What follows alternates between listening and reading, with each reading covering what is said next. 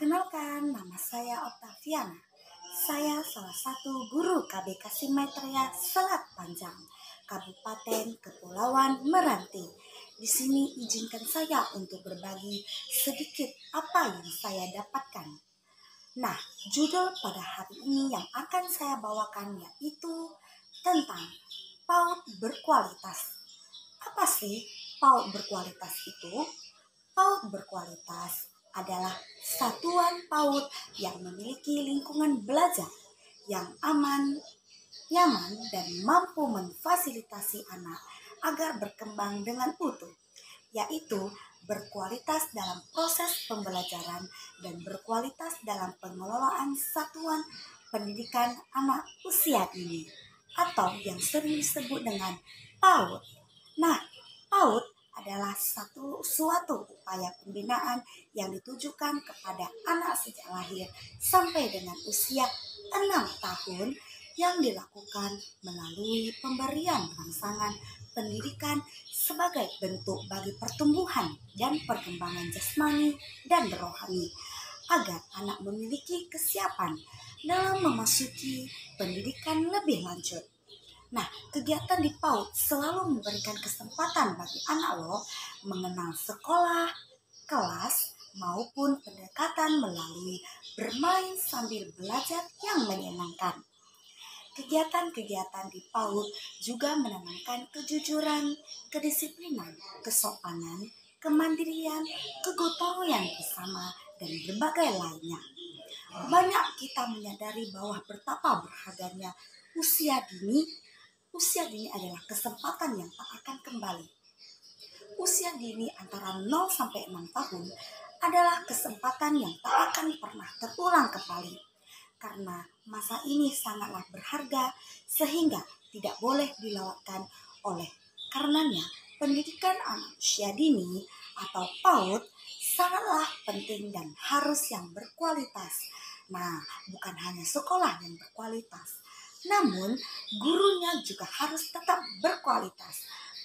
Seperti menurut Bapak Ki Hajar Dewantara mengatakan, konsep pembelajaran terhadap anak perlu dirujuk oleh satuan PAUD atau ada berhambat pada anak atau pendidikan yang selalu berpusat pada anak.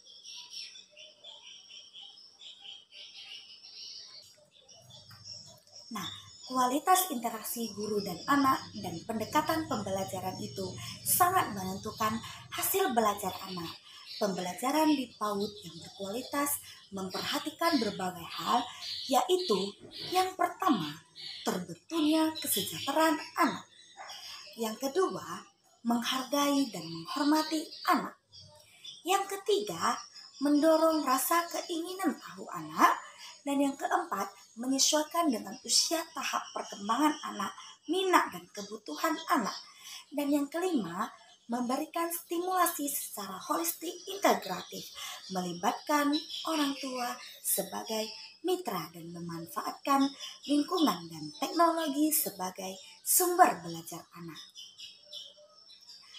PAUD yang memberikan stimulasi yang holistik ada memberikan 5 aspek perkembangan, yaitu yang pertama, nilai agama dan moral, dan yang kedua, fisik motorik, dan yang ketiga, kognitif, keempat, sosial emosional, dan yang terakhir, 5, bahasa. Di situ anak juga harus memberikan dan mengajarkan cara pola hidup sehat.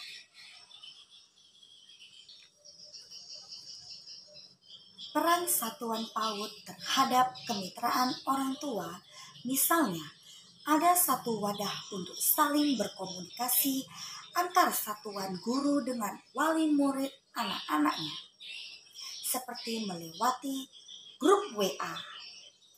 Ada terdapat juga beberapa indikator yang mendukung pemenuhan kebutuhan esensial, seperti yang pertama, menjalankan kelas orang tua, dan yang kedua, mencatat daya tumbuh kembang anak, tinggi berat badan, tinggi badan, dan lingkar kepala. Dan yang ketiga, menerapkan perilaku hidup sehat. Dan yang keempat, memiliki fasilitas sanitasi dan air bersih. Dan yang kelima, memiliki kelas yang nyaman bagi anak.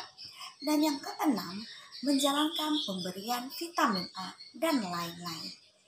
Hanya PAUD yang berkualitas, namun pendidik yang berada di satuan PAUD juga harus tetap berkualitas. Demikianlah yang bisa saya sampaikan pada hari ini, yaitu tentang PAUD berkualitas. Semoga bermanfaat bagi kita semua. Di sini saya mengajak kita semua sama-sama belajar dari nol sampai seterusnya. Demikianlah yang bisa saya sampaikan pada hari ini tentang PAUD berkualitas. Semoga bermanfaat bagi kita semua. Sekian, terima kasih.